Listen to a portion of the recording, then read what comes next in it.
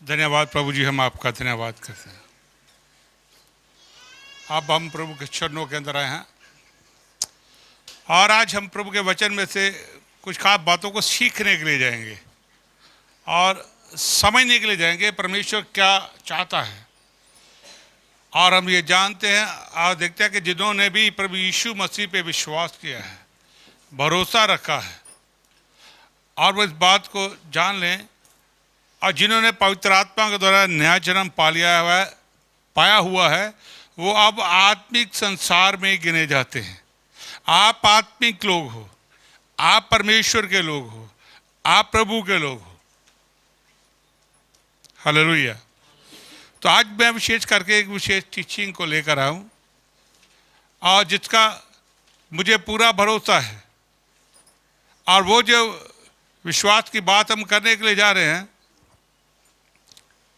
आज जो हम जिस टॉपिक पे बात करने के लिए जाएंगे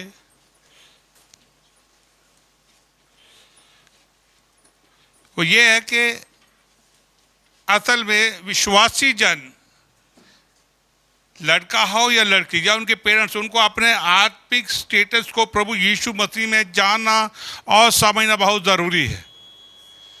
लड़कियों को कहाँ शादी करनी चाहिए, लड़कों को कहाँ शादी करनी चाहिए, हमारे अंदर ये ज्ञान और समझ माँ बाप के पास भी और विश्वासी बच्चों के पास भी होना बहुत ज़रूरी है, ताकि उनका आने वाले जीवन के अंदर प्रभु का अनुग्रह बहे और उनके वंशज आगे फले। हालेलुया।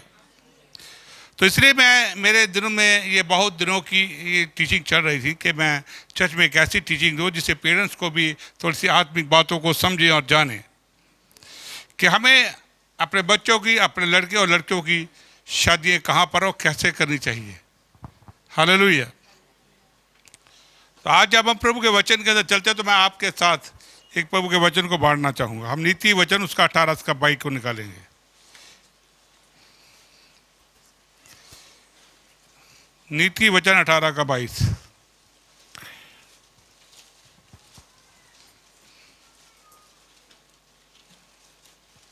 हालेलुया। नीति वचन 18 का 22।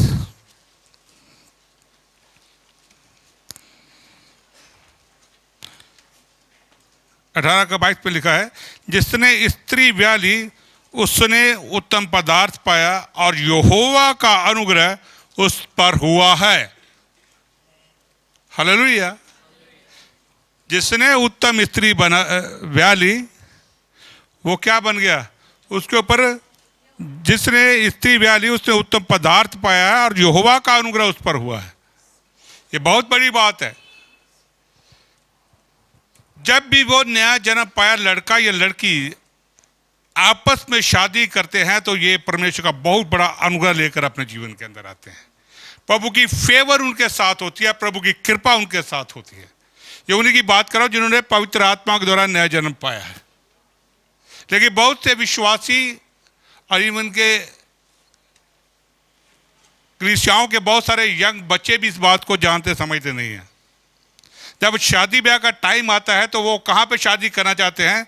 जो लड़का उनको पसंद है या लड़की उनको पसंद है, और इसके लिए वो माँ बाप पे भी दबाव बना देते हैं कि मुझे इसी लड़के से शादी करनी है, लड़के से शादी करनी है। अगर नया जन्म वाले बच्चे ऐसा कर रहे हैं तो ये उनके लिए बहुत भयानक और खतरनाक हो सकता है, और होता भी है। क्योंकि आप जिस अविश्वासी लड़के से शादी करेंगे या लड़की से शादी करेंगे, प्रभु का अनुग्रह उसके साथ नहीं होगा। ये बात जान ले। तो हम कैसे शादी करते हैं? पेरेंट्स भी क्या देखते हैं? पेरेंट्स से चलते शुरू करते हैं, वो क्या देखते हैं? घर अच्छा है, लड़के का रंग अच्छा है, सुंदर है, दिखने में अच्छा है, अच्छी नौकरी है, बिजनेस है या अच्छी जायदाद है। That's all we look that. और एक विश्वासी लड़की इतनी अट्रैक्टिव हो जाती है, वहां शादी करना चाहती है एक अविश्वासी लड़के के साथ। देखिए बात ठीक है, ये तो लालच की बातें आ गई, ये हमारे अंदर लालच होता है। मैं आप सबको बता रहा हूँ, सिखा रहा हूँ, और ये सब पे लागू होता है, कोई भी बचेगा नहीं इस पर। ये सिर्फ आपको एजुकेट करना है। लेकिन उसके साथ क्या नहीं होता, ये सब कुछ तो होता है, लेकिन प्रभु यीशु मसीह का अनुग्रह नहीं होता। जब वो नहीं है तो कुछ भी नहीं है। वो एक शादी हो भी जाएगी तो वो एक बेमेल जोड़ा बन जाएगा, जिनको जीवन के अंदर बहुत सारी कठिनाइयों का सामना करना पड़ेगा। हालेलुया। अगर हम देखते रहे, पेरेंट्स के लड़की देखिए सुंदर है, पेरेंट्स अच्छे खाते पीते हैं, दहेज भी बड़ा मोटा देंगे, हो सकता है कार भी देंगे, 5-7-10 लाख रुपए तो दहेज में वैसे ही दे देंगे। लालच, जहां लालच आता है वहां फेवर नहीं होती परमेश्वर की, ये बात को नोट करना। और ये लोग बहुत लंबा सफर करते हैं।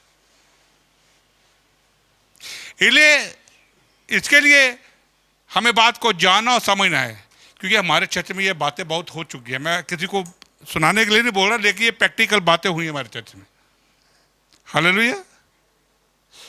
और जिन्होंने ये चीजें देख के शादी की, वो आज भी लड़के अगर शादी में तो दुखी हैं, परेशान है, या कई लड़कियों को तलाक भी देना पड़ा। हमारे चर्च में एक लड़की ने अंत में सुसाइड ही कर लिया था, पंकज लड़का, उसको मैंने जाके उतारा था। जब उसकी शादी का टाइम था, उसके बाप को मैंने मना किया था, अविश्वासी से शादी मत कर। लेकिन पेरेंट्स हमारे अभी इतने विश्वास में कमज़ोर हैं कि वो इन बातों को, आत्मिक बातों को समझते नहीं हैं। लेकिन नतीजा क्या हुआ, लड़की की मौत होगी, माँ गम से मर गई, बाप मेंटली दिमाग खराब हो गया। अभी चर्च में से वो है नहीं है, क्योंकि उन्होंने परमेश्वर के वचन को महत्व नहीं दिया, परमेश्वर को महत्व नहीं दिया, अनुग्रह को महत्व नहीं दिया, क्योंकि डाइवोर्स हो गए विश्वासी लड़कियों के। अच्छी के क्या फायदा हुआ? Nothing is that. वो उसके अंदर सबसे बड़ी गलती पेरेंट्स की होती है। बच्चों के दबाव में नहीं आ सकते आप। पेरेंट्स की ज्यादा मैंने उसमें गलती देखी, क्योंकि जब उनके सामने उनके बच्चों का सवाल आता है, वो फिर प्रभु की भी नहीं सुनते, प्रभु के वचन की भी नहीं सुनते, अपने पास्टर की भी नहीं सुनते। फिर उनको बच्चे ही अच्छे लगते हैं, फिर उधार की सब बातें गई हवा में। हालेलुया। लेकिन इसका नतीजा क्या होता है, वो अपनी आने वाली पीढ़ी को भी खत्म कर लेते हैं। अगर अविश्वासी लड़के लड़की की शादी हो जाएगी, अनुग्रह तो नहीं होगा, लड़की के कारण आज भी उनके बच्चे तो पवित्र हो जाएंगे, ये बात मानी जाएगी। लेकिन वो लड़का लड़की की बेमेल है, अंत में अंत तक हर प्रकार की दुख और पीड़ा में पड़े रहेंगे। उनके रिश्ते कभी नॉर्मल नहीं होंगे, आपस में कभी उनके शांति नहीं होगी। इसीलिए कभी भी इस बात को विश्वासियों को और लड़के लड़कियों को जानना समझना जरूरी है कि वो ऐसे रिश्ते में मत पड़े जिनके बाद में कल को भयानक नतीजे होते हैं। और क्या सोच के कर, लो लड़का तो बाद में विश्वासी बन जाएगा, इसका मतलब यह है कि हम प्रभु को चलाने वाले हैं, हमें पता है ज़्यादा है, हम सब ठीक कर लेंगे। हमें कभी भी इस बात को, मेरी बात सुनिए, बड़ी क्लियर बड़ी साफ बात है। बाइबल बताती है कि दूसरे कौंतियों उसका 6:15 में लिखा, अविश्वासी का विश्वासी से क्या मेलजोल। आमीन। अविश्वासी का विश्वासी से क्या मेलजोल। यीशु का बलियाल से क्या नाता। हम क्या देखते हैं, बात थोड़ा सा देखी, थोड़ी अच्छी फ्रेंडशिप हो गई और बड़ी अच्छी अच्छी बातें हो गई, मुझे शादी करनी है। लड़के भी कहते हैं माँ बाप पे दबाव, मुझे तो शादी करनी है, लड़कियां दबाव बनाएंगे मुझे शादी करनी है। विश्वासी है कि नहीं, इसका मतलब को सारे खत्म। वो प्रभु का अनुग्रह ही नहीं चाह रहे। अनुग्रह सारे संसार की धन दौलत से कहीं बड़ा और शक्तिशाली है, जो आपकी पीढ़ियों तक चलेगा, वंशज को आगे को नया कर देगा। हालेलुया। अविश्वासियों को बहुत सिखाते हैं, बड़ी बाइबल क्लासेस लगा लगा के उनको टीच भी करते हैं, लेकिन जब उनके सामने भी लड़का लड़की आता है, वो सारा लट्टू हो जाते हैं, फिर बात नहीं सुनते। वो उसके नतीजे उन्हीं को भुगतने पड़ेंगे। हालेलुया। ये प्रैक्टिकली बात है, हमारे चर्च में होता है, बहुत सारे चर्च में ऐसा होता है कि विश्वासी लोग अविश्वासियों से फटाफट रिश्ता जोड़ देते हैं। हालेलुया। हमें नहीं वो करना। हमारे पास एक दिन एक रिश्ता आया, पास्टर जी आपके चर्च में कोई लड़का है तो उसकी रिश्ता दे दीजिए। मैं कहा जी मेरे चर्च में कोई लड़का नहीं है, अभी नहीं करूँगा। तो हमने उम्मीद की, तो सैम ने मुझे आगे बताया अमित भाई की शादी कराओ, अमित का रिश्ता देखो। मेरे दिमाग में था, मैं कहा हाँ अमित का कराते हैं। हमें बातचीत रही, वो ठाकुर थे, हिमाचल के, बड़ी कास्ट के थे और अच्छे लोग थे। अब वो कहते जी हमें तो ठाकुर चाहिए। मैं कहा देखो हम विश्वासी लोग हैं और हम ये ठाकुर वाकुर कुछ यहाँ चलता नहीं, हमारे नहीं यहाँ चलता, आप किसी और जगह चले जाइए, आप वहाँ कर रही है। लेकिन वो लड़कियाँ बहुत ज़्यादा डेडिकेट, दोनों बहनें थी छोटी और बड़ी, उन्होंने अपने बाप को बोला हमें जाति वाला लड़का नहीं, अपनी जाति वाला नहीं चाहिए, हमें विश्वासी लड़का चाहिए, चाहे किसी भी जाति का क्यों ना हो। देखो उन लड़कियों को प्रभु की फेवर का पता था। हालेलुया। बढ़ गई। हामिद की हमने बातचीत चलाई, वो पूछने लगा ये जाति क्या है। मैं अब कोई जाति नहीं यीशु मसीह में, अगर जाना चाहते तो दुनियावी तौर पर इनकी ये जाति है, आप तैयार हो करने के लिए। लड़की कहते मुझे कोई तराज नहीं, मैं करूंगी। उसके बाप को बड़ा तराज था कि मैंने नहीं कर रहा। उसने बाप को भी झूठ बोल दिया, कहता ये भी ठाकुर ही है, ये पंजाब की कोई बड़ी जाति का बंदा है। That's all. हालेलुया। उसके बाप को आज तक नहीं पता। हमने अमित की भी एंगेजमेंट कर दी। वो उसके पास उसकी लड़की और लड़की पादरी उसकी बहन की आपस की बातचीत थी। मैं कहा देखो मेरे सामने इनका बाप आ गया, मैं तो सच बोलूँगा, लेकिन मेरे सामने बात है, ये आपकी अपनी है अंडरस्टैंडिंग है। वो लड़की कहती मैं देख लूँगा। तो व्हाट इज़ दैट, मैं उन लड़कियों के डेडिकेशन को देखा, समर्पण को। हालांकि लड़की अच्छी एजुकेट है, यहाँ फॉरवर्ड मैनेजर लगी है एक होटल के अंदर, अब बहुत ही आत्मिक है लड़की। एक उससे एक डिमांड क्या रखी, मुझे आत्मिक लड़का चाहिए, मुझे प्रभु की फेवर वाला लड़का चाहिए, ये नहीं जिससे मर्जी कर दो। हालेलुया। अब वो उन लड़कियों ने अच्छा स्टैंड लिया।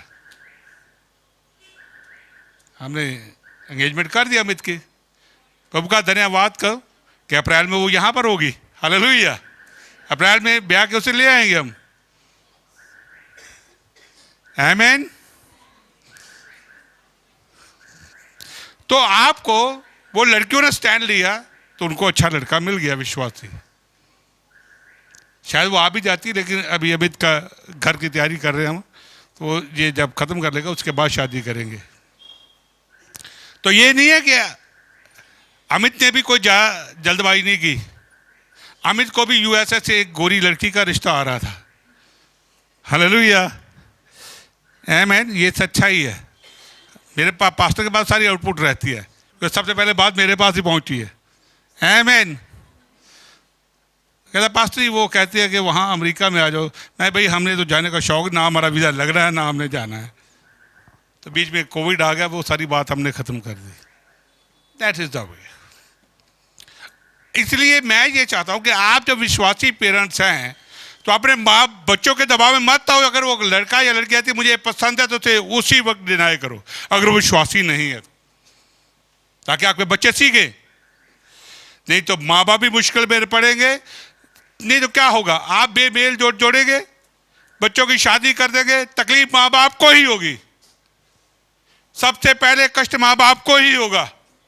बच्चे तो झेले देंगे, वो फैमिली पे आएगा, तनावग्रस्त रहेंगे, परेशान रहेंगे, क्योंकि आपने जानते हुए प्रभु के वचन को भी उसका डिनाई किया।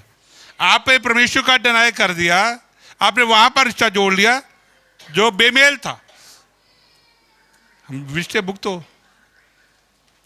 हालेलुया। चल तो जाएंगे सारी उम्र, खिंच भी जाएंगे, लेकिन वहां पे कोई शांति, कोई आराम, रिश्तों के अंदर कोई प्यार नहीं होता है, एकता नहीं होती, यूनिटी नहीं होती, फलते नहीं है वो रिश्ते।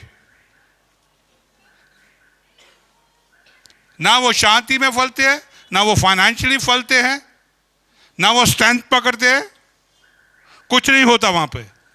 अन्य जातियों की तरह जिंदगी वो जी लेते हैं। इसीलिए जब हमने शादी के लिए हाँ करी है तो ये पेरेंट्स को चाहिए कि अपने बच्चों को उसी के लिए तैयार करो, उसी के लिए लड़का या लड़की को देखो जो विश्वासी हैं, और आप प्रार्थना करोगे प्रभु विश्वास जो गया वो जरूर देगा। जब हम उत्पत्ति की पुस्तक को 24 अध्याय के अंदर पढ़ते हैं, वहां पर क्या है, 24 अध्याय के अंदर क्या है, परमेश्वर के दास इब्राहिम ने अपने नौकर को भेजा, जो उसका सबसे बड़ा हेड था परिवार का, उसको भेजा भी जा मेरी लड़की के लिए, मेरे बेटे इसहाक के लिए एक दुल्हन को ले गया, और तू जाना और मेरे घराने के अंदर जरा वहीं से लड़की लेकर आना। कहता आपका घर तो बहुत दूर मेसोपोटामिया में, आप वहां से छोड़कर आएंगे, मुझे कनान से वहां जाना है, कितने किलोमीटर का सफर है। तो कहता ठीक है। और कहता जब मेरे घराने में इसहाक के मामा की लड़की है, वहां ले आना उसको। तो उस नौकर ने एक शर्त रखी, अगर वो लड़की मेरे साथ आना ना चाहे तो क्या मैं कोई और लड़की ले आऊं? वो कहता इसहाक कहता नो, कभी नहीं।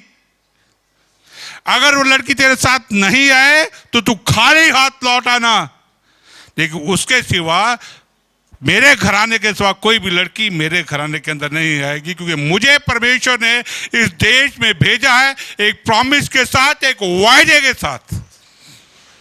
और मेरे घराने की जो लड़की है वहां पे प्रभु की फेवर उसके साथ है, मुझे वो चाहिए।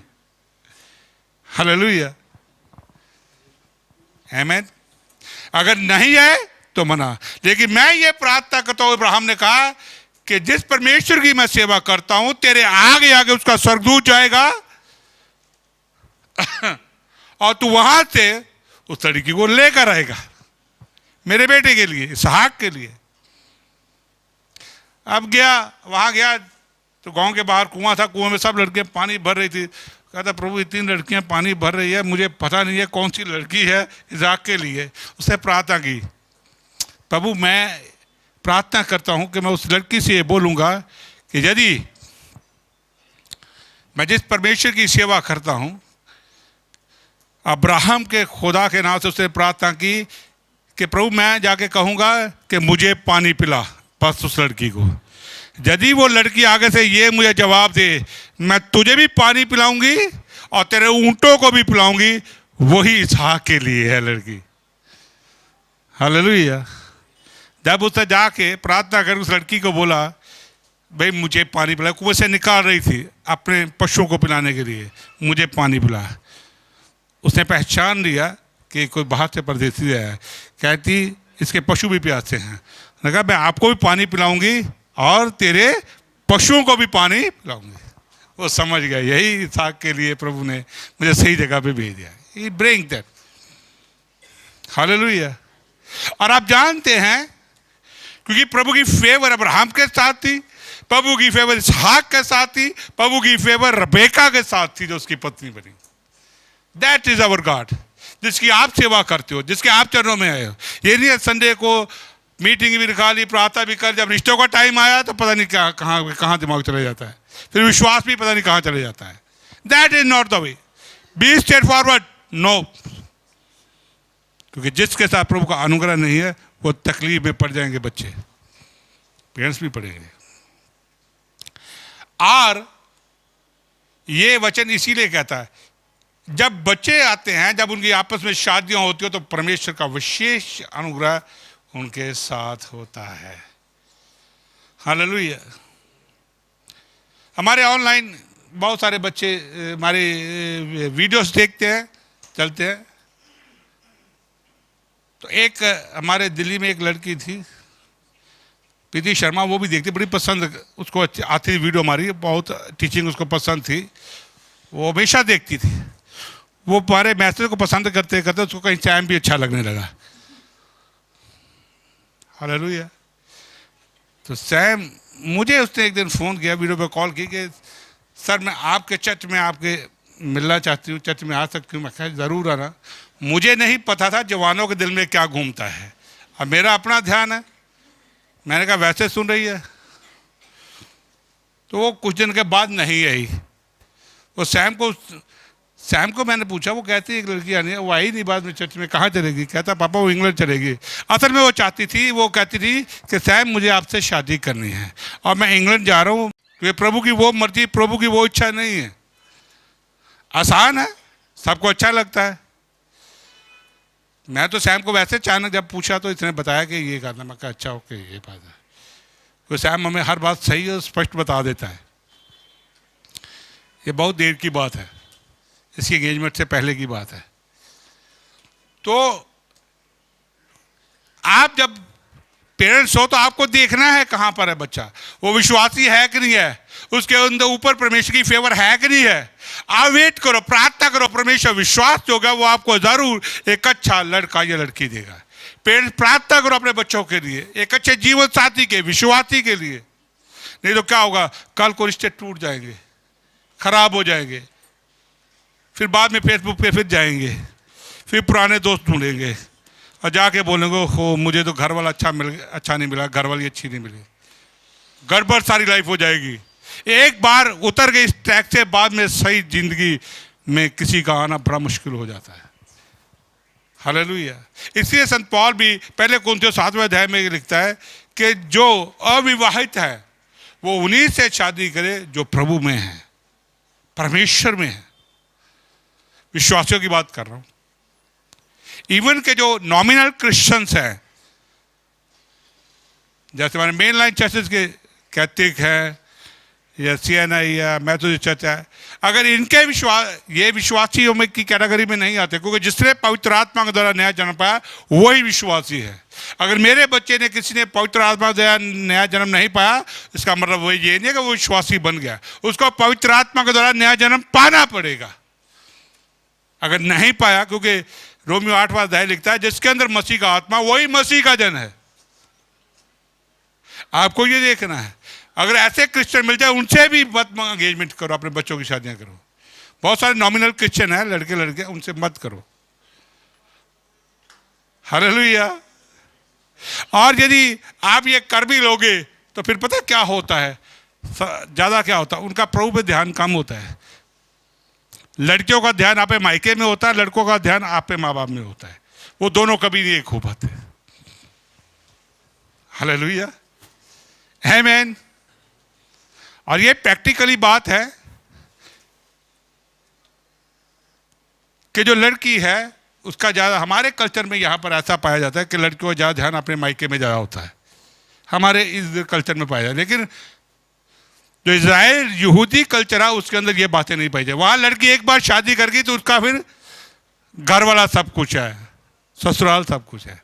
अब रेबेका शादी करके आ गई थी ना एक बार, इसहाक की पत्नी मर गए, उसके बाद कभी नहीं गई। हालेलुया। अपने बाप अपने मायके में दोबारा नहीं गई, वो अब्राहम वही रही। सारा ने अब्राहम से शादी की, एक बार की तो वैसी ही रही, अपने पति की आज्ञा करी।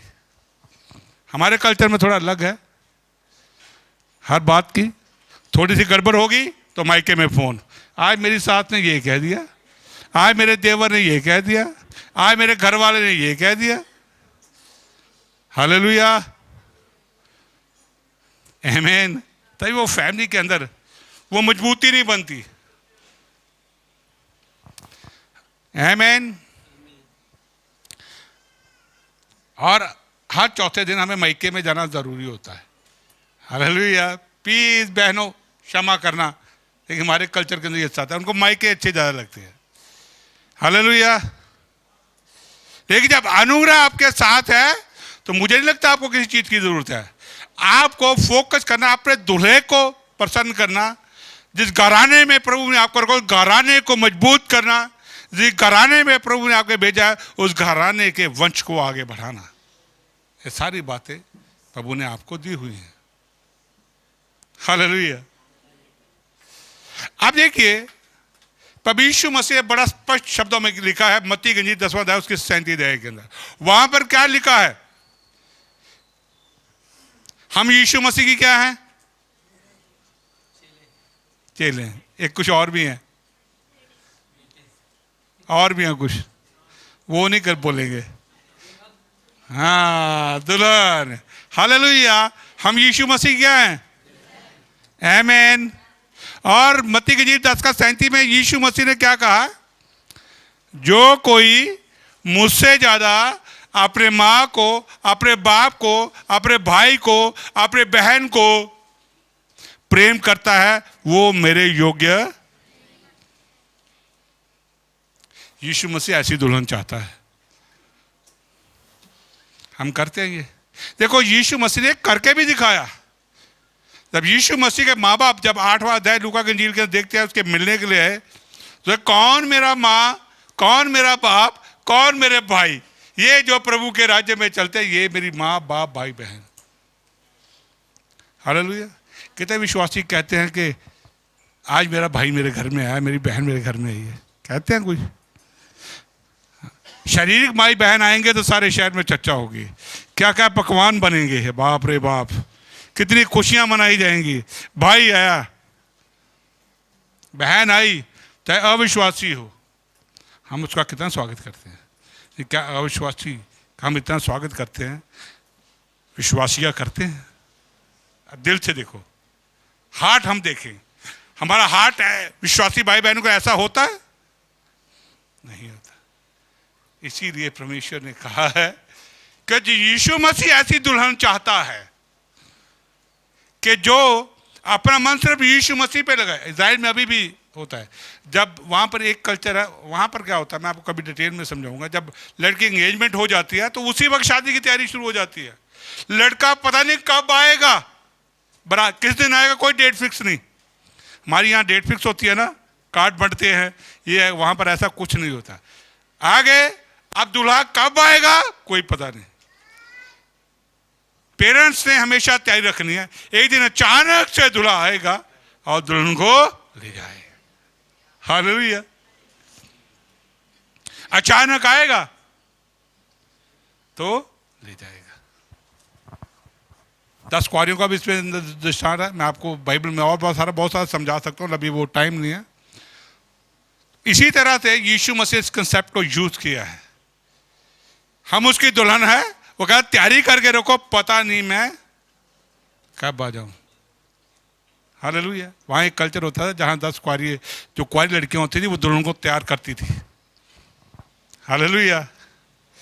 जब दूल्हा दुल्हन को लेने के लिए जाता था तो जो 10 होती थी वो भी उसके साथ ही चले जाती थी, उसको लेकर साथ जाते थे, कल्चर था। बाद में वो आ जाते थे। हालेलुया। तो इसलिए जब यीशु मसीह ऐसी दुल्हन चाहता है कि जिसका दिल प्योरली मुझ में हो, जिसका हृदय सिर्फ मुझ में हो, हालेलुया, तो दुल्हन का दिल भी तो उसमें होना चाहिए। हालेलुया। दुल्हा इतना प्यार करता तो दुल्हन का भी वहां पर होना चाहिए। इसलिए हमारे अपने बच्चों को सिखाना चाहिए, तुम्हारा भी दिल वहां पर होना चाहिए। आमीन। ये नहीं है कोई अच्छा सा लड़की अच्छे से कपड़े और विश्वासी पहन कर, ये लड़का कहे मैं तो शादी इसी से करूंगा, लड़का आ गया तो लड़की हाँ क्या बात है मैं तो इसी से शादी करूँ। No no no no no, ये आपका क्राइटेरिया नहीं। विश्वासियों का, आत्मीय लोगों का कुछ और ही क्राइटेरिया है। हालेलुया। आमीन। ये अब मैं आपको इसलिए टीच कर रहा हूँ ताकि आप अपने वंशज को, आप आगे बच्चों को जब जाना तो इसके लिए थोड़ा ध्यान दें, लापरवाही ना करें, नतीजे आपको भुगतने पड़ेंगे। हालेलुया। ये सिर्फ आपका फैसला होना चाहिए।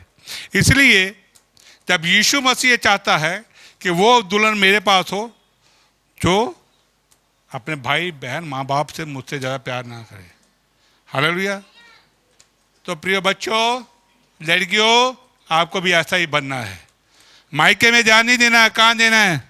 पति के ऊपर, ससुराल के ऊपर, उनसे प्रेम करना है। हालेलुया। मायके में जाके बैठे रहना हर चौथे दिन। तो अक्सर होता हमारे कल्चर, मायके बड़े अच्छे लगते हैं लड़कियों को, है ना। 2 बार घर वाले ने बात मान ली, ठीक है, तीसरी बार नहीं मान तो नाराज हो गए। जिस दिन मायके नहीं गए उस दिन नाराज हो गए। हालेलुया। बहुत सारी बहनें हंस रही, खुश भी हो रही हैं। हालेलुया। ये नहीं होना चाहिए। मैच्योर आत्मिक जीवन बहुत स्ट्रांग और मजबूत होना चाहिए। हालेलुया। अब देखिए, जो अपने घर के अंदर आ जाती है, अपने दूल्हे के साथ आती है, वो क्या करती है? हम नीति वचन 31 निकालेंगे। अब देखिए, अनुग्रह जब होता है, एक विश्वासी लड़की की शादी होती है, लड़के की शादी, वो कैसे करते हैं? आमीन। इसका 30 पढ़ूंगा मैं। शोभा तो झूठी है और सुंदरता व्यर्थ है, परंतु जो स्त्री यहोवा का भय मानती है उसकी प्रशंसा की जाए। आमीन। हालेलुया। उन्नति को देखेंगे वहां, बहुत सी स्त्रियों ने अच्छे अच्छे काम तो किए हैं, परंतु तू उन सबों से में श्रेष्ठ है। शोभा तो झूठी और सुनता व्यर्थ है, परंतु जो स्त्री यहोवा का भय मानती है उसकी प्रशंसा की जाएगी। हालेलुया। आज जब लड़की की शादी हो जाती है तो उसको परमेश्वर का भय मानते हुए अपने घर को बिल्डअप करना, मजबूत करना है। लड़के की जब शादी हो जाती है, बाइबल कहते हैं उसको भी पेरेंट्स से अलग किया गया। हम ये इसलिए नहीं लड़कों की शादी करते कि आए और दुल्हन हमारे घर में आए, लड़के आए हमारे माँ बाप की सेवा करें। No no no no, Bible नहीं बताती कि जाकर ससुर अपने सास ससुर की सेवा करो, ये भूल जाओ। हमारे पास भी एक बहू, हम नहीं कहते उसको हमारी सेवा करो, आमीन, क्योंकि प्रभु ने ये नहीं किया। प्रभु का भय मान तो जो घर में इस घर को मजबूत कर, उसके लिए काम कर। ज़्यादातर हमारे कल्चर में क्या, पुत जाएंगे तो सास सौरे सेवा करें, सास सौरे सेवा लेनी कोई कुड़ी ब्याह के लेना है। मैं हमारे दुल्हन दादा भाई हमारी सेवा के लिए नहीं हमने आपको बुलाया, आपको प्रभु ने एक किया है और आप प्रभु की महिमा के लिए जिए, हमें हमारी सेवा के लिए मत जिए। हालेलुया। देखो दुनिया का और प्रभु का फर्क है। क्यों कहते हैं कि माँ बाप की सेवा भी दादे अपने सास ससुर की सेवा करें। पेरेंट्स भी बेचारे डरते हैं कि ऐसा ना हो कि सास ससुर इसको बाहर टिकने ना दे। हालेलुया। अगर उनकी सेवा ना करे, होता भी अक्सर ज़्यादातर यही है। लड़कों सुन रहे हो आप, जवान लड़कों जिनकी शादी अभी होनी बाकी है, सुन रहे हो ना, दुल्हन लानी है, माँ बाप की सेवा के लिए। पेरेंट्स आप भी सुन लो जिनके बेटे हैं, दुल्हन लानी आपकी सेवा के लिए नहीं लानी। हालेलुया। प्रभु की महिमा कर लियो आपके घर में। आप क्या मन में पाल के बैठी हो, आए हमारी बहू आएगी हमारी सेवा करेगी, भूल जाओ। अपने घर के काम खुद करो अभी भी। अब ये मत सोचो मैं बूढ़े हूं। लता हमारे घर की पिलर है, आज भी सारे घर को हैंडल करती। मैं इसको बोल बंद कर देना, मत कर, इसके कोई असर नहीं। हमारे बच्चों को, हमारे मिस्त्री को यहाँ तक खड़ने का सबसे ज़्यादा जश्न हम लता को देते हैं। बहुत मेहनत की है, आज भी बहुत करती है, बड़ा काम करती है। हालेलुया। अभी हमारे पास रेखा बहू है, लेकिन ये कभी उस पर डिपेंड ही नहीं होती। उल्टा उसको खाना खिलाएगी, रेखा मैं तुम्हारे लिए क्या बनाऊँ। मैं कहा रेखा तूने तो भाई क्या बात, तेरे दिन अच्छे हैं। आमीन। हालेलुया। ऐसे ऐसे सास बनो, बहू की देखभाल करो, ताकि वो भी आने वाले दिनों में आपके वंश को ऐसे ही तैयार करे। तो क्योंकि जब जो लेडीज परमेश्वर का भय मानती है वो ही ऐसे काम करती है। उसके हाथों के परिश्रम का फल उसे दो, उसके कार्यों से सभा में उसकी प्रशंसा होगी। लड़कियों जब तुम जाओगी घर में सब कुछ हैंडल करोगी तो सब लोगों के अंदर तुम्हारी प्रशंसा होगी, तुम्हारा सम्मान होगा। लड़कियों सुनो, हालेलुया, आमीन। मैं बड़ा प्रैक्टिकल हूँ। हालेलुया। हमारी एक दिन बहू ने कहा, आप बैठिए सामने, मुझसे काम नहीं होता क्योंकि मेरे थोड़े ऑपरेशन हुए हैं। हालेलुया। थोड़ा मुझसे ज़्यादा काम नहीं होता।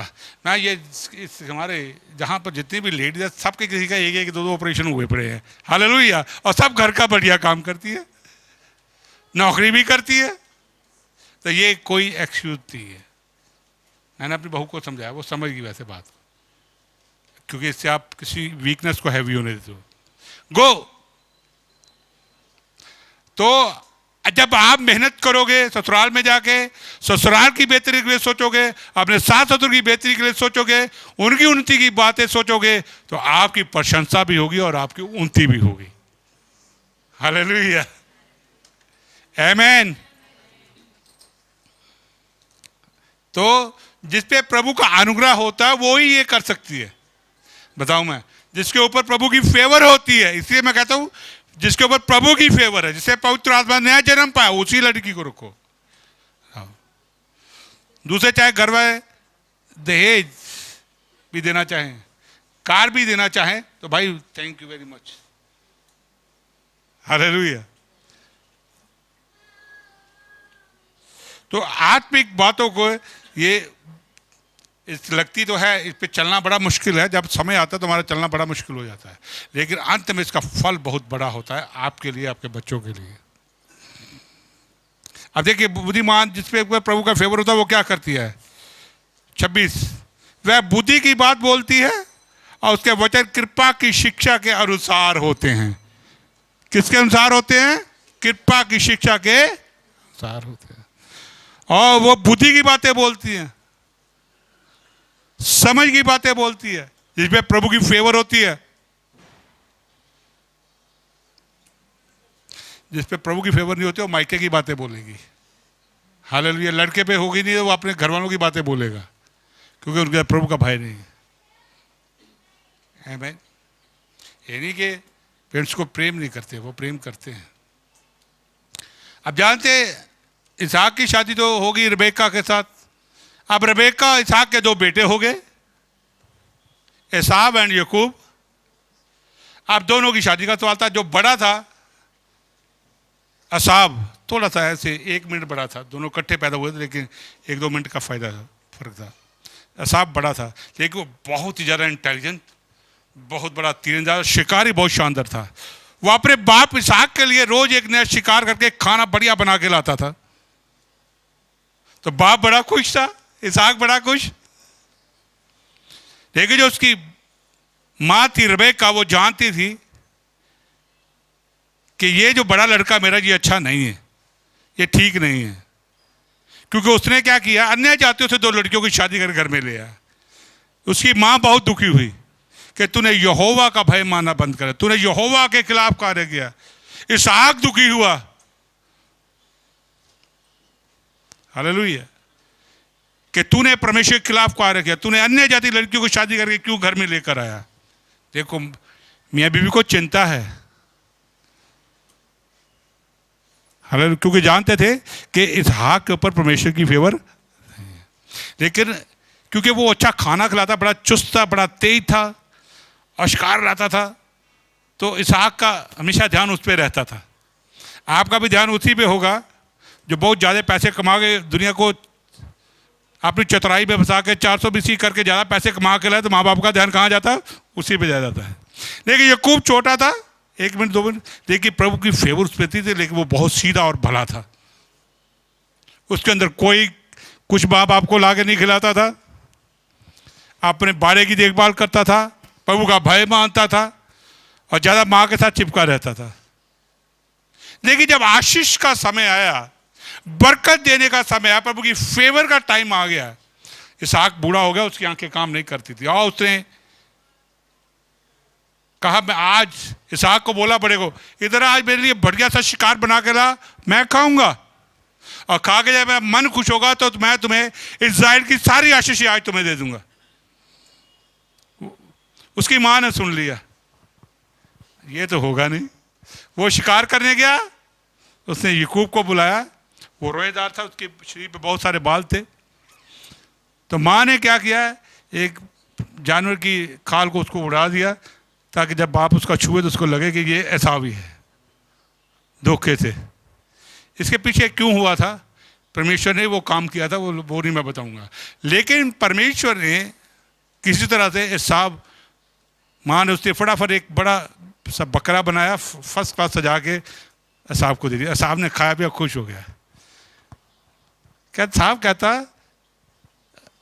सॉरी इसहाक कहता, एसाव तू इतनी जल्दी शिकार तुझे कैसे मिल गया। याकूब उसकी बोली, थोड़ी सी आवाज़ निकाल कर बोला, तेरे परमेश्वर ने मुझे जल्दी ही शिकार दे दिया। कहता मेरी बात सुन, जब मैंने तुझे छुआ लगता तो एसाव, तेरी बोली तो मिलती नहीं है। लेकिन अब वो क्या करे, ब्लाइंड था, वो देख नहीं पाता, लेकिन अंत में उसे सारी इस्राएल की आशीष उसको देती। याकूब को बुलाया, सारी बरकत उसके ऊपर आ गई। ये परमेश्वर ने किया था, उसके भाई प्रभु काम कर रहा था। हालेलुया। प्रभु की फेवर उस पर थी। जन्म जब एसावी शिकार लेके 2 घंटे बाद आ गया अपना लोग, कहता ले बापू तेरे लिए बढ़िया शिकार बना के लाया। अरे कहता अभी तो मुझे तू पहले थोड़ी देर पहले खिला गया। कहता मैं तो आया ही नहीं। तब वो कौन था जो आ गया?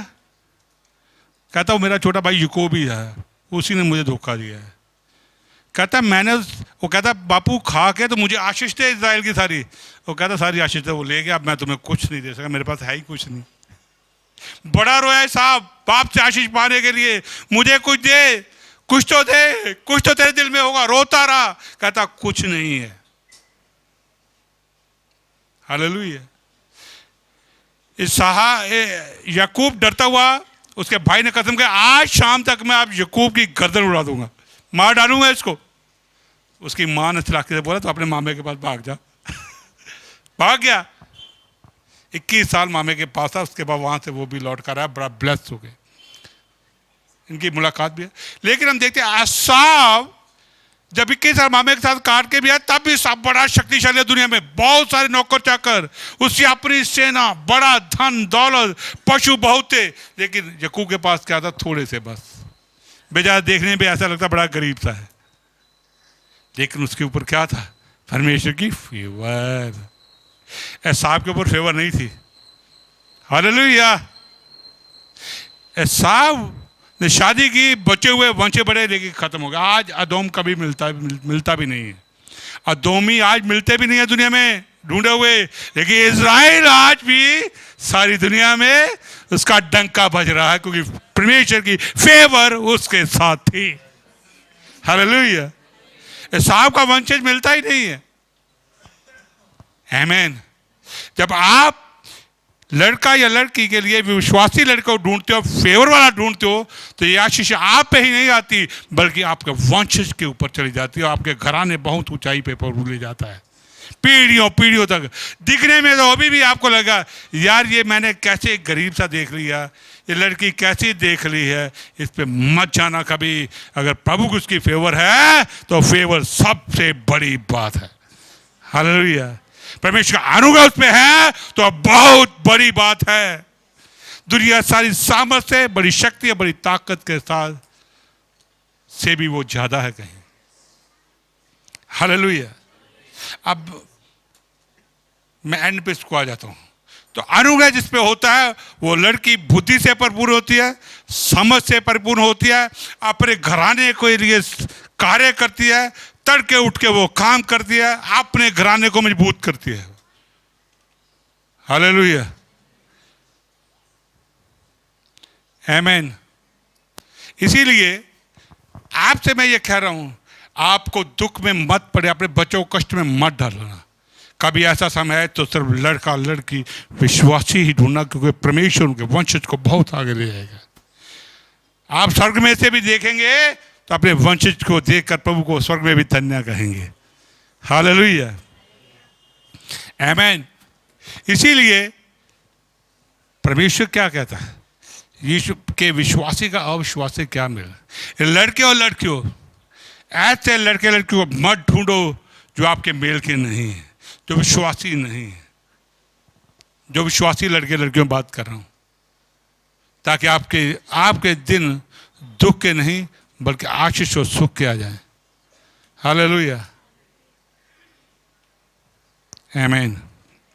तो इसलिए मैं आपको बताऊंगा, ये यहां पर नहीं ठहरती आशीष, ये इसके बाद भी चलती है।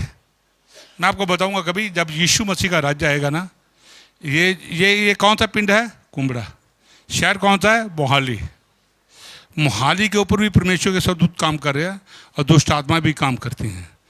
कुंबड़े के ऊपर भी परमेश्वर के दूत काम करते हैं और दुष्ट आत्माएं भी काम कर रही हैं।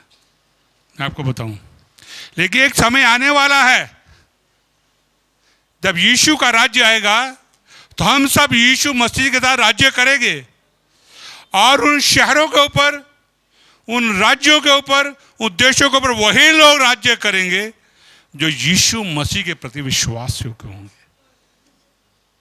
हो सकता है जब प्रभु यीशु मसीह का राज्य आएगा हम सब वहां पर होंगे, आप लोग को नई बात मानोगे, आपको अनंत काल का जीवन तो मिल जाएगा, लेकिन आप किसी शहर के ऊपर अधिकारी नहीं ठहराए जाओगे, आप जातियों के ऊपर नहीं ठहराए जाओगे, हेड नहीं उनके ठहराए जाओगे। आप फिर एक जगह विश्वासी बन के ठीक है आपने अनंत काल के जीवन पर बैठो यहाँ पे आराम पे। वही करेंगे जो यहाँ पे विश्वासी रहते हुए परमेश्वर की महिमा करते हैं, उसके लिए त्याग करते हैं, उसके वचन को, उसके आज्ञाकारी को पूरा करने के लिए मेहनत करते हैं, उसके अनुग्रह को फजूल नहीं जाने देते। इसीलिए ये इसी दुनिया की आशीष नहीं है, आपकी पीढ़ी की भी आशीष ही नहीं है। ऐसे लोग जो हैं आने वाले समय के अंदर भी राज्य करेंगे जातियों के ऊपर। मैं इसके ऊपर आपको कभी एंजल के ऊपर स्टडी में चाहता हूँ देना, सबको सिखाऊंगा कि कैसे स्वर्गदूत काम कर रहे हैं सारे शहरों के ऊपर, और कैसे जब यीशु ने कहा कि पृथ्वी और आकाश का अधिकार मुझे दिया गया है, कैसे ये अधिकार यीशु मसीह को दिया गया है और ये आपको कैसे दिया, कैसे काम करता है, ये आपको फिर कभी बताऊंगा। मैं एक दिन किसी दिन स्वर्गदूतों के बारे में आपको समझाना शुरू करूंगा, वहाँ पे कैसे कैसे काम करते हैं, और आप इतने एक्साइटेड हो जाएंगे, आपको लगेगा कि यस ये तो मेरा है, अब मुझे हक अपना जाने नहीं देना है। हालेलुया। इसलिए जो आज का जो मैंने वचन दिया वो इसी टॉपिक के ऊपर है कि विश्वासी से विश्वासियों से शादी करें।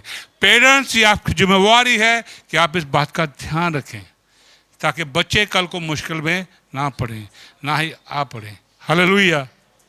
तो प्रभु आपको इस वचन के द्वारा आशीष और बरकत दे। God bless you all. Thank you very much.